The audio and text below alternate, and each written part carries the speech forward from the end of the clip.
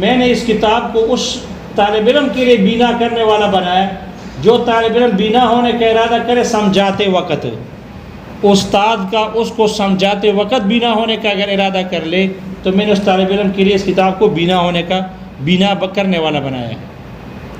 اور یا یہ من سے مراد استاد ہے، پھر مطلب یہ ہو جائے گا جعلتہ تبصرۃ، میں نے اس کتاب کو بینا کرنے والا بنایا اس استاد کے لیے جو بینا ہونے کا ارادہ کر لے لدل افہام، غیر کو اس کتاب کے مقاصد کو سمجھاتے وقت، اس کتاب کے مقاصد کو سمجھاتے وقت میں نے اس کتاب کو استاد کے لیے بینا کرنے والا بنایا۔ استاد کے لیے بھی کیا کس وجہ بنایا؟ بینا کرنے والا۔ تو من میں دونوں احتمال ہے۔ اب کون سا احتمال کہاں ہوگا؟ لدل افہام، افہم یفہم، افہام یہ مصدر ہے باب افعال کا۔ شاعر نے اس کے دو معنی ذکر کیے ہیں۔ افہام کا معنی ہے تفہیم الغیر ایاہ،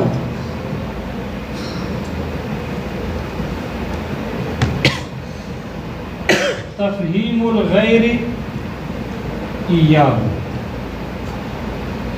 غیر سے مراد استاد ہے اور ایاہ سے مراد شاگرد ہے۔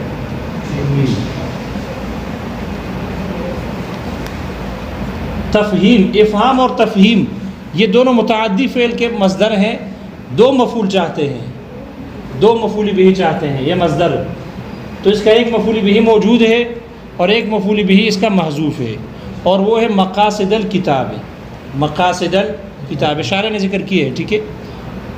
مقاصد الکتاب وہ مفعول بہ ثانی محذوف ہے، یا مفعول بہ اول محذوف ہے اور یہ مفعول بہ ثانی موجود ہے۔ تو افہام کا معنی ہے تفہیم الغیر ایاہ، اگر افہام کا معنی تفہیم الغیر ایاہ ہو تو پھر یہ مصدر مضاف ہوگا فاعل کی طرف، استاد کا غیر کا اس کو سمجھاتے وقت، غیر کا اس طالب علم کو شاگرد کو کتاب کے مقاصد سمجھاتے وقت اگر وہ تبصر کا ارادہ کر لے تو میں نے اس کے لیے اس کو بینا کرنے والا بنایا ہے۔ تو یہاں مصدر مضاف ہو گیا کس کی طرف؟ فاعل کی طرف، اور یہ مفعول بہ ہو جائے گا تفہیم کے لیے، یہ اس کے لیے مفعول بہ ہو جائے گا، مصدر فاعل مضاف ہوگا فاعل کی طرف۔ یا افہام کا معنی ہے تفہیمہ، تفہیمہ للغیر، تفہیمہ للغیر، یہاں مصدر مضاف ہے، یہ مصدر مضاف ہے مفعول بہ کی طرف، پھر فاعل کی طرف نہیں ہے۔ تفہیمہ للغیر، تفہیمہ اس کو، اس کتاب کو سمجھانے کے وقت، اس کتاب کے سمجھانا، للغیر غیر کے، غیر کے لیے اس کتاب کو سمجھانے کے وقت، غیر کے لیے یعنی یہاں غیر سے مراد کیا ہے؟ شاگرد ہے، اور وہاں غیر سے مراد استاد ہے۔ تفہیمہ اس کتاب کو سمجھانا غیر کے لیے، غیر کے لیے اس کتاب کو سمجھانے کے وقت میں نے اس کو بینا کرنے والا بنایا۔ تو یہاں تفہیم مصدر مضاف ہو گئی مفعول بہ کی طرف، غیر سے مراد شاگرد ہے۔ تو افہام جو مصدر ہے یا تو یہ معنی میں ہے تفہیم الغیر ایاہ، اور یا یہ معنی میں ہے تفہیمہ للغیر۔ اگر یہ افہام تفہیم الغیر ایاہ کے معنی میں ہے تو پھر وہاں من سے مراد تلمیذ ہوگا، من سے مراد کیا ہوگا؟ شاگرد، تلمیذ ہوگا۔ پھر عبارت کا معنی ہو جائے گا جعلتہ، میں نے اس کتاب کو بینا کرنے والا بنایا اس کے لیے، شاگرد کے لیے جو بینا ہونے کا ارادہ کر لے، لدل افہام استاد کا اس کو سمجھاتے وقت۔ اور اگر افہام بمعنی تفہیمہ للغیر ہو تو پھر من سے مراد استاد ہوگا، پھر معنی ہوئے گا میں نے اس کتاب کو بینا کرنے والا بنایا اس استاد کے لیے جو بینا ہونے کا ارادہ کر لے، اس کتاب کو غیر کے لیے سمجھاتے وقت، اس کتاب کو غیر کے لیے سمجھاتے وقت. کوئی مفہوم سمجھ میں آ گیا؟ جی یہ بات سمجھے؟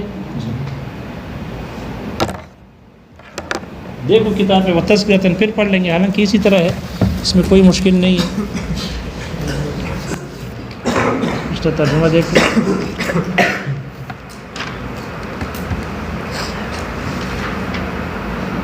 کہاں سے رہ گیا تھا؟ وتقریب المرام، یہاں سے ہے نا. وتقریب المرام من تقریر عقائد الاسلامی. وتقریب المرام، اور میں نے انتہائی اس کتاب کو میں نے، یہ جو کتاب ہے یہ انتہائی قریب کرنے والی ہے. تقریب المرام، مقصد کو قریب کرنا ہے، یہ انتہائی قریب کرنا ہے مقصد کو. کس کے قریب کرنا ہے؟ آگے دوسرا مفعول ذکر نہیں ہے جو شارح نے ذکر کیا ہے، نیچے آ جائے گا. طبیعتوں کے اور فہم کے قریب کرنے والی ہے. اور یہ من بیانیہ ہے، یہ من بیان کرنا ہے، مرام کا بیان ہے. جو معنی مرام کا ہے مقصد، وہی معنی یہی ہے من کا. من بیان کے لیے ہے.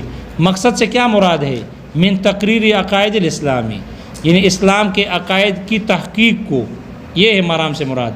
تو ہم ترجمے میں پھر اگر من بیانیہ ہے نا تو یعنی کا ترجمہ کر لیں گے. دیکھو وتقریب المرام، اور یہ مقصد کو قریب کرنا ہے، انتہائی قریب کرنا ہے مقصد کو، یعنی اسلام کے عقائد کی تحقیق کو انتہائی قریب کرنا ہے. کس کے قریب کرنا ہے؟ الی الطبائع والافہام، طبائع اور فہم کے، طبیعتوں کے اور سمجھ کے انتہائی قریب کرنا ہے.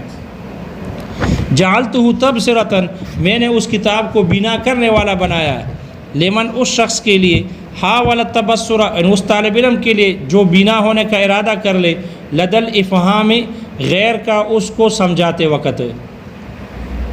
یا استاد والا معنی کرو، جعلتہ تبصرۃً، میں نے اس کتاب کو بنا کرنے والا بنایا، لمن، اس استاد کے لیے جو بنا ہونے کا ارادہ کرے، لدل افہام، اس کتاب کو غیر کے لیے سمجھاتے وقت، اس کے لیے بنا کرنے والا ہے. دیکھو قولہ نظر آ گیا. وتقریب المرام، قولہ وتقریب المرام بالجر عطف علی التہذیب، شارح کہتے ہیں اس کو مجرور پڑھو، جر کے ساتھ ہے، تہذیب پر عطف ہے. اے ھذا غایۃ تقریب المقصد الی الطبائع والافہام. دیکھو دوسرا مفعول لے آئے، یہ انتہائی قریب کرنا ہے مقصد کو، طبیعتوں کے اور فہم کے، سمجھ کے انتہائی قریب کرنا ہے. پھر اعتراض ہوا کہ اس کا حمل تو درست نہیں بن رہا، ھذا پر تقریب کا جواب دے رہے ہیں. والحمل علی طریق المبالغۃ، اس کا حمل یہ مبالغے کے طریقے پر ہے. اب التقدیر، یا تقدیری ہے، عبارت محذوف ہے. ھذا مقرب، اس کو قریب کیا گیا ہے، ھذا اس کتاب کو قریب کیا گیا ہے. غایت التقریب، انتہائی قریب کیا گیا، تو مقرب یہ محذوف ہے. قولہ من تقریر عقائد الاسلامی، یہ کہہ رہے دیکھو بیان للمرام، یہ من بیانیہ ہے، یہ مرام کا بیان کر رہے ہیں. والاضافۃ فی عقائد الاسلام، اور عقائد اسلام میں جو اضافت ہے، بیانیۃ، وہ بیانیہ ہے. کب بیانیہ ہے؟ ان کان الاسلام عبارۃً، اگر اسلام نام ہو، مطلب ہو، عن نفس الاعتقادی، صرف عقیدے کا نام ہو. نفس الاعتقاد صرف عقیدہ. یہ کس کا مذہب ہے؟ ہاں، علماء محققین کا مذہب ہے، محققین علماء کا مذہب یہ ہے. تو اگر اسلام عقائد کا صرف اعتقاد کا نام ہو تو یہ بیانیہ ہے. وَإِنْ كَانَ عِبَارَةً، اور اگر اسلام نام ہو یا مطلب ہو، عن مجموع الاقرار باللسان والتصدیق بالجنان والعمل بالارکان، اور اگر اسلام نام ہو اس اقرار باللسان، تصدیق دل سے، تصدیق قلبی، اور ہاتھ پیر سے اس پر عمل کرنے کا کہ مجموعے کا نام ہو. او کان عبارتاً، یا اسلام مطلب ہو اور نام ہو، عن مجرد الاقرار باللسان، صرف اقرار باللسان کا نام ہو. فالاضافۃ لامیۃ، تو پھر عقائد کی جو اضافت اسلام کی طرف ہو رہی ہے، یہ اضافت لامیہ ہوگی، اضافت لامیہ ہے۔ جعلتہ تبصرۃ اے مبصرا، مصدر کو اسم فاعل کے معنی میں لے لیا۔ ویحتمل التجوز فی الاسناد، اور یہ بھی احتمال ہے کہ یہ اسناد میں تجوز ہو، مجاز ہو، مجاز فی الاسناد ہو، یعنی مجاز عقلی ہو، مجاز عقلی ہو، یہ ہے تجوز فی الاسناد۔ وقضا قولہ تذکرۃ، اسی طرح تذکرۃ بھی اسی طرح ہے جو تبصرۃ پر اعتراض ہے، کیونکہ تذکرۃ کا عطف بھی تبصرۃ پر ہے، تو جو اعتراض تبصرۃ پر ہے وہی اعتراض تذکرۃ پر بھی ہے، وہی جواب اس کا بھی ہے۔ اسی طرح وقضا قولہ کہہ دیا تذکرۃ۔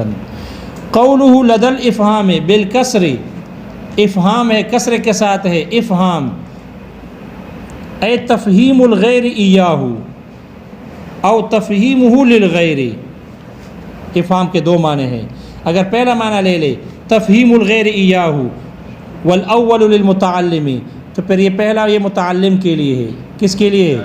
متعلم شاگرد کے لیے ہے، والثانی للمعلم، اور دوسرا معلم کے لیے، استاد کے لیے ہے۔ من ذوی الافہام، وہ انشاءاللہ